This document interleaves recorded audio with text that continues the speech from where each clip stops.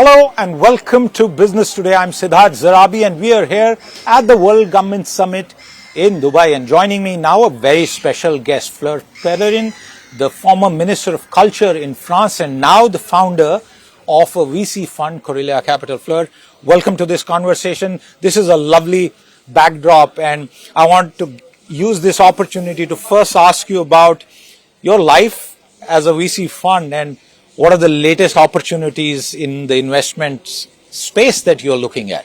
So this past 5 years have been a bit hectic because, we had to go through COVID, which was a moment where we thought investment is going to freeze.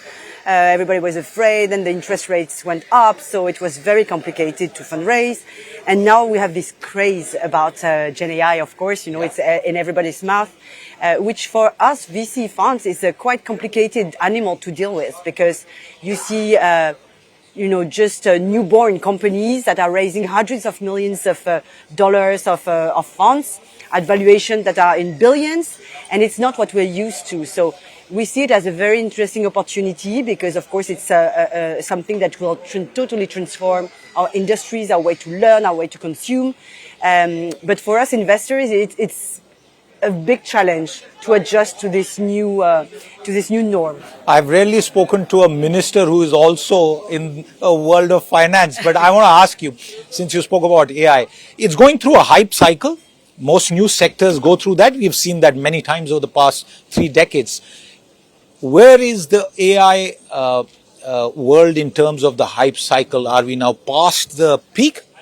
Some people start to write articles. I've read probably the same articles as you in the press saying that, it's just a bubble and it's made by Nvidia, who is investing billions of, dollars into companies that buy, the GPUs from them. So it's sort of circular economy that is not very, sound and the bubble is going to explode at some point. But still, I think, we're still at a moment where all the use cases of this Gen AI are not fully deployed. So when you think of health, for example, when you think of medicine, drug discovery, gene therapy, I think there's a lot of progress to be made in these areas, probably in defense, probably in, a lot of areas in banking. And I mean, we're just at the beginning, I think, and we've not seen all the use cases yet. So it's probably a bubble when you look at the valuations and the investments. It's just crazy. But, the use cases are still to be discovered. It's not like the metaverse, which, was a sort of hype during COVID because people could not go out. In this case, it's something more substantial and more structural, I think. And you make that good reference to COVID because we saw certain stocks go up to the stratosphere and look where they are now. But you spoke about this point and I want to ask you, in terms of productivity, and I wonder if you have made any investments around AI and that data. What is the level of productivity enhancement that a business has gotten on account of deploying AI through their entire business? Again, I think we're just at the beginning. So you're starting now to have corporates, deploying agents to help and support the human decision.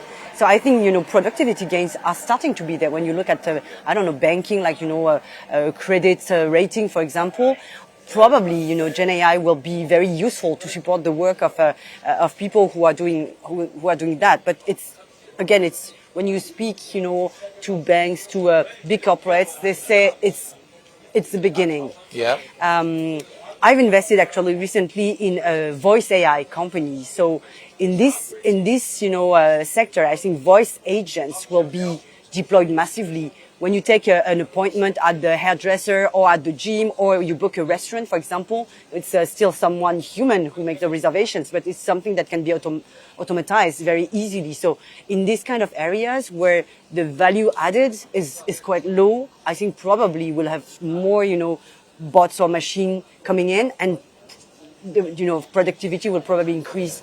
Very interesting perspective because in the Indian context, a lot of people tell me, experts like you, that voice AI will have a great role to play because it's also linked to the levels of literacy. You can speak even if you may not be able to write in a particular language, so voice AI. But on that note, do you have any exposure in India and how do you see the Indian market? We've just come out of a very good period of trade deals. We've done a deal with the European Union and America has followed. So it's changed in a matter of days. But what's your reading of the Indian market and the opportunity? So for me, as Korelya Capital, we don't have exposure to India yet. Maybe there will be a time in the future where we will. Maybe you are late. Maybe I'm too late. But actually, I have a very strong anchor investor in South Korea. The name is Naver. It's big, like the Google of Korea. Oh, really? And this company is very actively looking right now at the Indian market. They just created a vehicle to invest in India with Krafton, which is a big gaming company, Absolutely. and Mirai Asset, which is an asset manager, Korean asset manager. So the three of them make a sort of joint venture to very actively look at the Indian market. So we can see right now that there are a lot of probably foreign investors looking at the market. Of course, it's a huge market, very interesting, where you have a lot of talent. So, through my partner, I might be, in the near future exposed to the Indian market as well. Absolutely, and there are dozens of companies that are doing that, and I wish you well for that. As we wrap this conversation, I also want you to go back to an earlier point. So we spoke about a bubble in valuations for within the AI sector. But there are many sectors that perhaps are in some ways a little immune to the AI cycle. Beyond technology, what are the sectors that interest you as potential investment opportunities? So actually, right now, I'm an investor. I'm mainly an investor in tech, but I started to fundraise, and I'm doing a closing very, very soon to invest in consumer lifestyle brands. And so I think, So right even now, if you have AI, people will still buy, they'll still consume. Exactly. So actually, when you look at the investment opportunities right now, you think, okay, what are the sectors or what are the businesses that will not be disrupted by AI? Yes. And I was just, talking about tourism earlier in the session.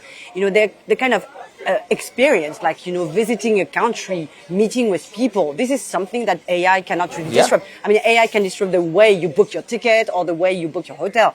But the experience, the real encounter with country, with food, there are some areas where the human touch and the human contact is the most important thing that will not be disrupted by AI. And I think, when you have an investor approach right now, and you know that AI is going to be so disruptive, it's interesting to try to find, business models that are not, disrupted by AI. So I think consumer lifestyle brands is one brick and mortar kind of investment strategy that can be immune from too much AI damage. Absolutely. As we end this conversation, it's very clear. There is a twin track approach that I'm picking up from her words. One, you invest in AI, and you also invest in sectors, look at opportunities which are immune to AI. And just as she said, you can't replace this conversation, the value of the time that we have spent. Fleur, thank you very much for your time. With that, it's a wrap on this conversation. We'll see you again. Until then, goodbye.